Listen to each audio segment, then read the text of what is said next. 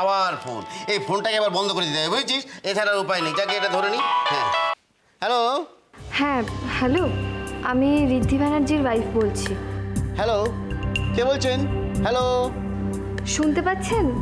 আমি ঋদ্ধি ব্যানার্জির ওয়াইফ বলছি। হ্যাঁ হ্যাঁ, শুনতে পাচ্ছি, বলুন বলুন। হ্যাঁ, আমি বলছি গাড়িটা আপনারা কখন পাঠাচ্ছেন? গাড়ি? হ্যাঁ। সরি ম্যাডাম, আমরা তো ঋদ্ধি ব্যানার্জি নাইট করছি না।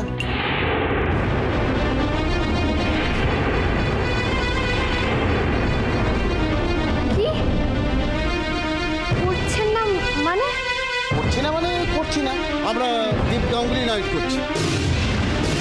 হ্যাঁ, ওই ঋদ্ধিবাবুকে আর গান গাইতে হবে না, আর আপনাকে অ্যাডভান্সের টাকাটাও আর দিতে হবে না ম্যাডাম। What? আরে আপনারা এরকম না জানিয়ে কি কি বলছেন কি আপনারা? না না, ওনার যে মাথার সমস্যা আছে সেটা কি আপনি আমাদের জানিয়েছিলেন? আর তাছাড়া আপনারা যে বাড়ি থেকে পালিয়েছেন সেটাও তো আমাকে অন্যের মুখ থেকে শুনতে হলো। এই বিষয়টা জানতে পেরেছিলাম। তাছাড়া আমাদের একটা কত বড় ক্ষতি হয়েছে তো একবার বলুন তো। মাথায় সমস্যা? এসব কথা আপনাদের কে বলেছে?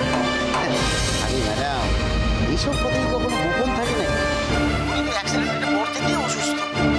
আচ্ছা ম্যাডাম, আপনি বলুন তো, মঞ্চে উঠে যদি উনি একটা কোনো অঘটন ঘটান তাহলে তার দায়িত্ব কে নেবে? না না, আমরা এত বড় কোনো দায়িত্ব নিতে পারবো না। আপনি বরং টাকার লোভ না করে ওনার একটু সুচিকিৎসার ব্যবস্থা করুন। উনি সুস্থ হয়ে উঠলে আমরা অবশ্যই ঋদ্ধি ব্যানার্জি নাইট করব। ঠিক আছে ম্যাডাম, এখন তাহলে রাখছি। না না, দেখুন শুনুন আমার কথাটা একটু বোঝার চেষ্টা করুন। সরি ম্যাডাম, আমি এখন ফাংশন নিয়ে ব্যস্ত আছি। ফাংশন শেষ হোক, আমি আপনার সঙ্গে পড়ার কথা বলবো, কেমন? না না, শুনুন আমার কথাটা শুনুন না। Hello hello.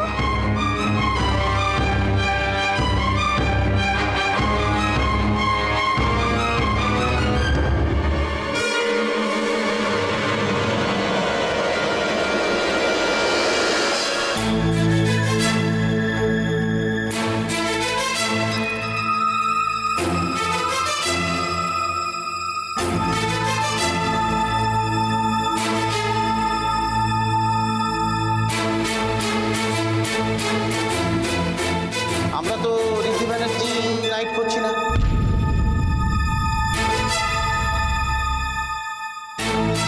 আমরা দীপ গাঙ্গুলি নাইট করছি।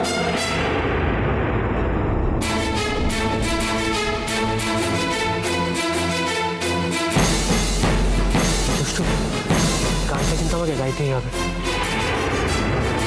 আপনারা যে বাড়ি থেকে পালিয়েছেন সেটাও তো আমাকে অন্যের মুখ থেকে শুনতে হলো।